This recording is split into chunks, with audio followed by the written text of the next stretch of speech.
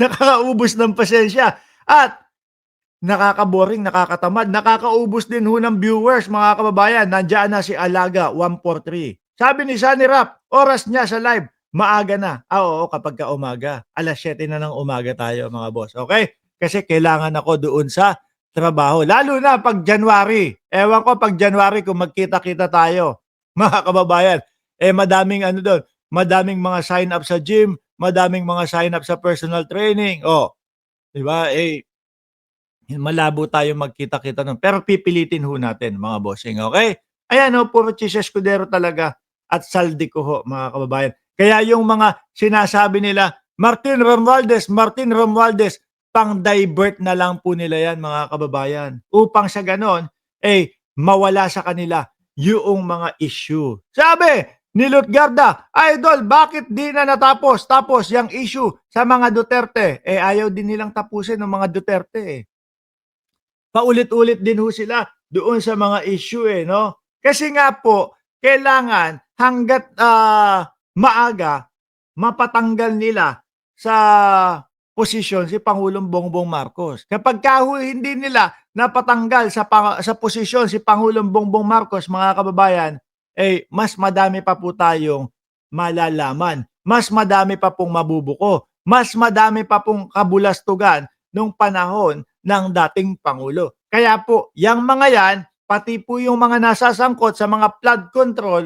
nagsasama-sama, nagtutulong-tulong, ginagamit yung kanilang mga pera para po na ninakaw sa bayan, para po pabagsakin, pababain si Bongbong Marcos. Mahinto na lahat ng mga investigasyon sa kanila. Dahil hanggat nakaupo po, lalo ngayon, may 3 taon pa ho, mga bossing.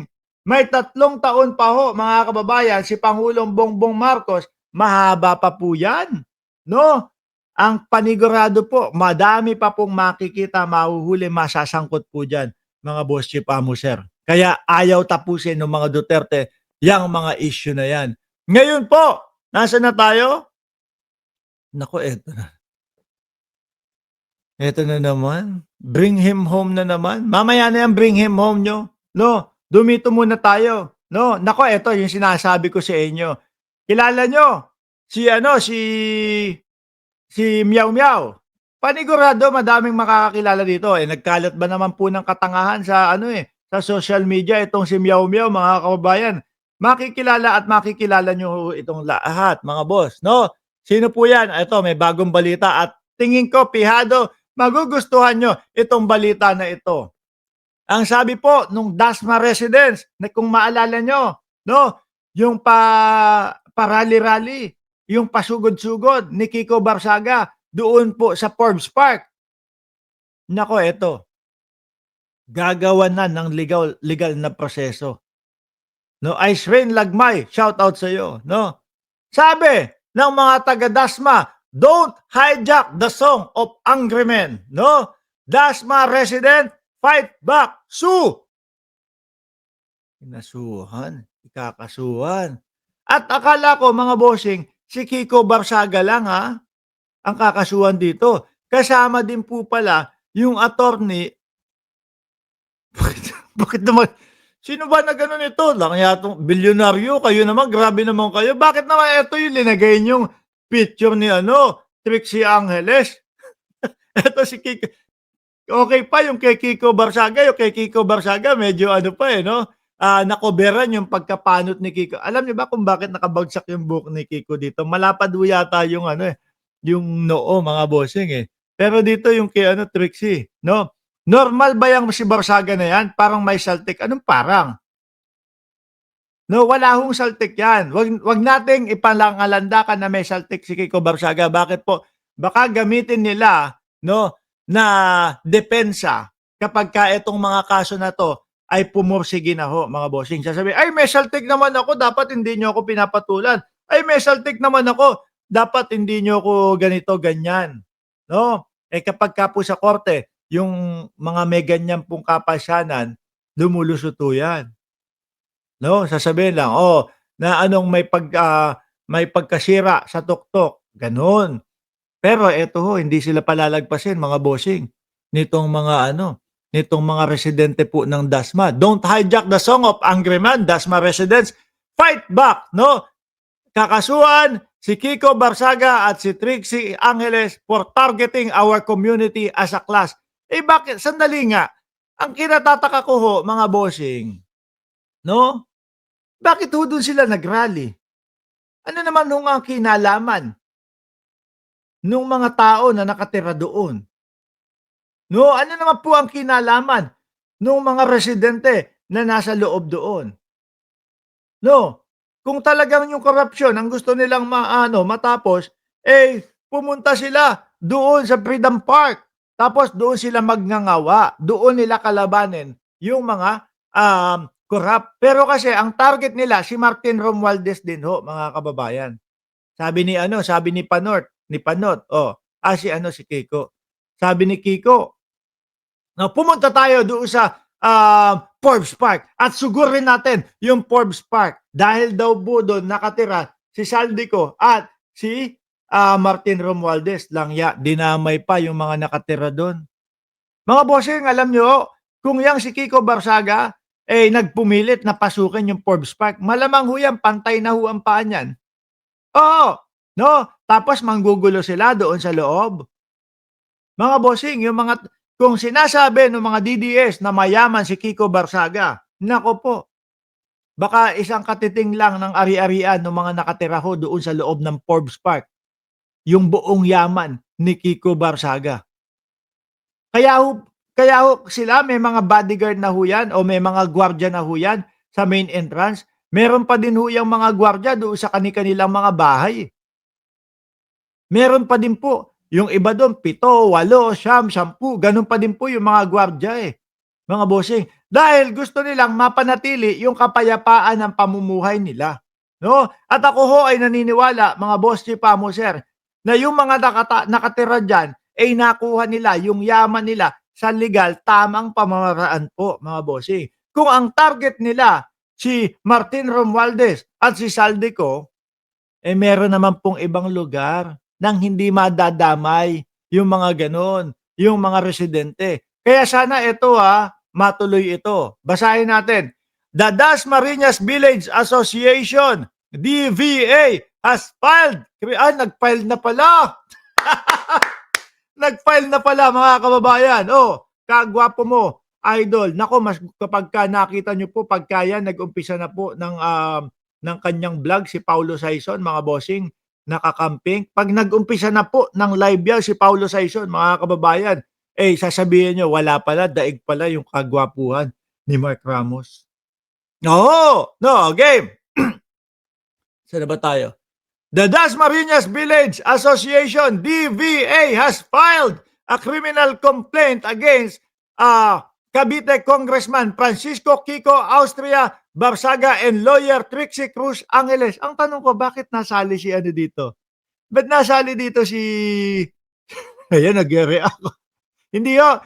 Kasi sabi ni Paulo Saison, eto mas lalo ho ito si Paulo Saison, mas gwapo ho yan kay Kiko Barsaga. Ang sabi kasi sa akin ni Paulo Saison, mga 1 ng Disyembre mag-uumpisa na akong mag-vlog, no? Kailangan pumaldo din ako. Kailangan sabi ni Paulo Saison makabili daw siya ng ng 2 Mercedes-Benz dito sa Cayman Islands, mga bossing, no? Pag nakita niyo yan, nako po, mga bossing, sasabihin niyo, walang-wala yung kagwapuhan ni Mark Ramos. Okay?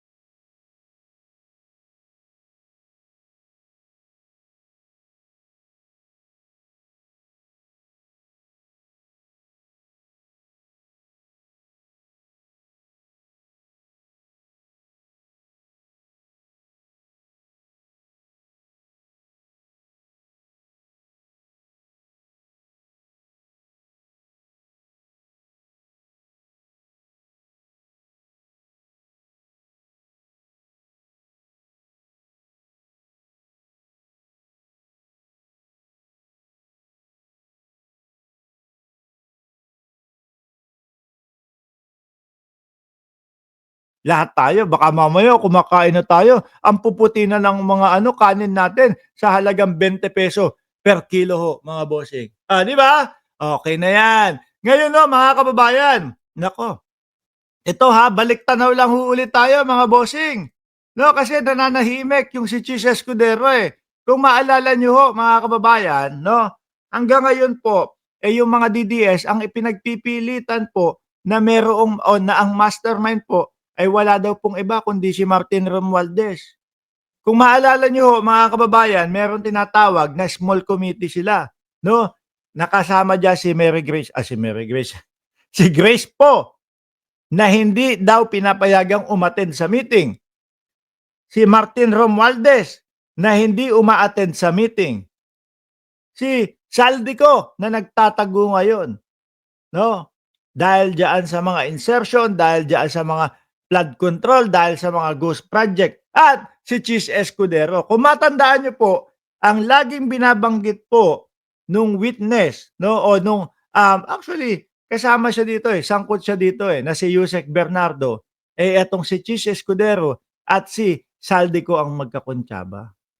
Kaya wag ho nating aalisin sa isipan natin 'yun, na sila po yung idinidiin at sila po yung sinasabi na mga, utak ng mga insertion na ito. Kasi po baka mamaya pati sa atin 'to maging anghel na si ano, si Saldico. Kasi ho baka mamaya pati sa atin na ho maging ano na din po, maging santo na din po si Saldico. Mga DDS lang po 'yun, yung mga sumasamba, sumasanto kay Saldico na para bang wala ng kasalanan. Eh, paano nga naman daw kasi, ang sinasabi sa kanila ni Saldico, eh, ano daw ho, yung kumbaga, wala siyang nakupit, wala siyang nakuha, wala siyang na, napakinabangang pera.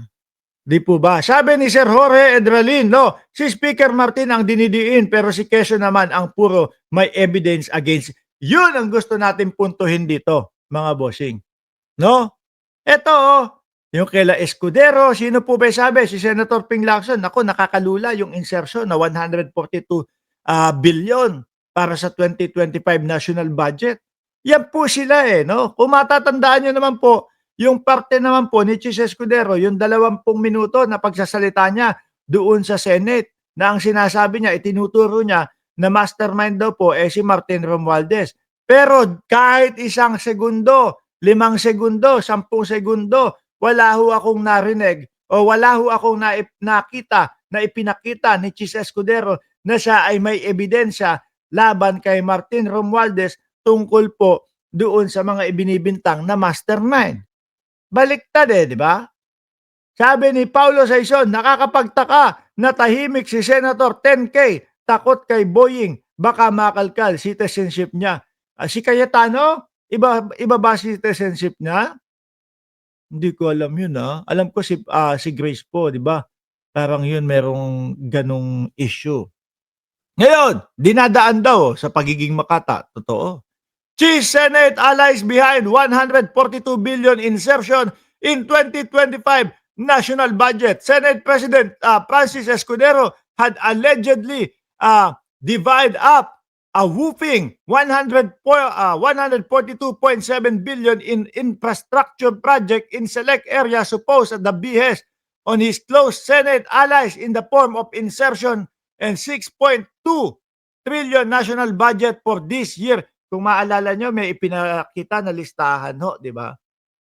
No, may ipinakitang listahan ho, mga bossing, na ang nakalagay doon, ang nangunguna is Bulacan. Taga doon ho si Boss Joel, mga kababayan. Di ba? Taga doon ho si Boss Joel Villanueva. Sumunod naman ho, Bulacan, grabe ano? Laki. Parang hindi ko na matandaan kung magkano yun, eh. Pero doon po, kumbaga naka-divide doon sa mga lugar na yon. Si Boss Joel, kinikilig ako kay Jake at Mima. Uy, ano yan, bagong love team? No? Tapos naman mga kababayan, sumunod, Sorsogon. Tapos mga nasa Sorsogon, taga doon naman si Chis Escudero. Nasa ilalim yung mga Davao, yung mga ibang mga bayan ng mga senador. Hindi ko sinasabi na sa mga senador na agad diyan, pero Kumbaga baka natiyempo lang ho na taga dun yung mga senador na iyon. Ayan din po, pati po si, um, Senate Pro Tempore, no, Panfilo Lacson. Almost all senator had insertion in 2025 budget, no? Pero ang lagi ho nilang idinidiin at lagi gusto nilang pag-usapan yung mga congressman. Pero po, ang ICI, kagaya niyan, nung isang linggo, ilang araw lang ho, naglabas na po nung mga pangalan na gusto nilang pakasuhan o pinapakasuhan nila, mga bossing, no? Um, sa ombudsman, yung mga congressman. Pero siyempre, wag po kayong mag-alala. Wag ho kayong mag-alala, mga kababayan, dahil po, wag po kayong mag-alala. Bakit? Dahil ang sabi naman po ni Ombudsman Remulla at ang sabi naman po ni, pangalan nito, John Vic Remulla, sa Disyembre, maraming makukulong.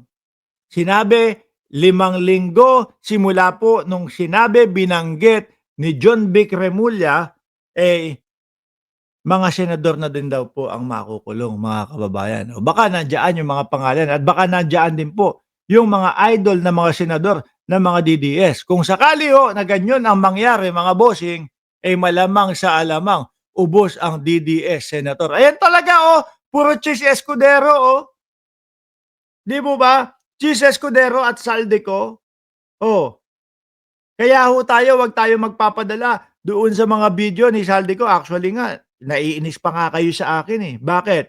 Naiinis kayo sa akin sa kadahilanan po na nababagot kayo at hindi kayo naniniwala kay Saldico. Pero ako, pinapalabas ko pa din ang pinapalabas. Tinigilan ko na nga yun eh. Di ba, Mabel Kinjo? Bakit kaya nag-error ang mga comment ko? Nakikita ko naman, Mabel. Tinigilan ko na ipalabas yung mga video, no, ni Saldico. Bakit? Nakakaubos.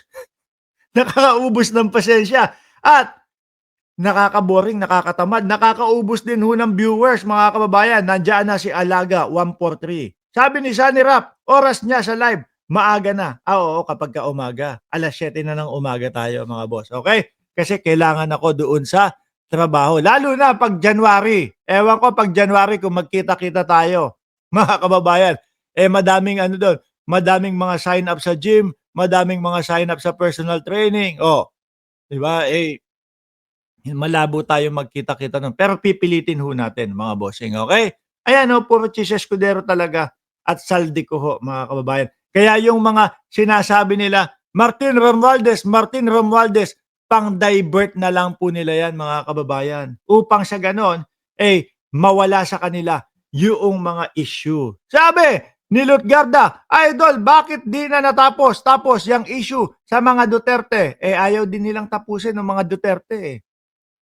Paulit-ulit din ho sila doon sa mga issue no? Kasi nga po, kailangan hanggat maaga, mapatanggal nila sa posisyon si Pangulong Bongbong Marcos. Kapag hindi nila napatanggal sa posisyon si Pangulong Bongbong Marcos, mga kababayan, mas madami pa po tayong malalaman. Mas madami pa pong mabubuko. Mas madami pa pong kabulastugan nung panahon ng dating Pangulo. Kaya po, yung mga yan, pati po yung mga nasasangkot sa mga flood control, nagsasama-sama, nagtutulong-tulong, ginagamit yung kanilang mga pera para po na ninakaw sa bayan, para po pabagsakin, pababain si Bongbong Marcos. Mahinto na lahat ng mga investigasyon sa kanila. Dahil hanggat nakaupo po, lalo ngayon, may 3 taon pa ho, mga bossing.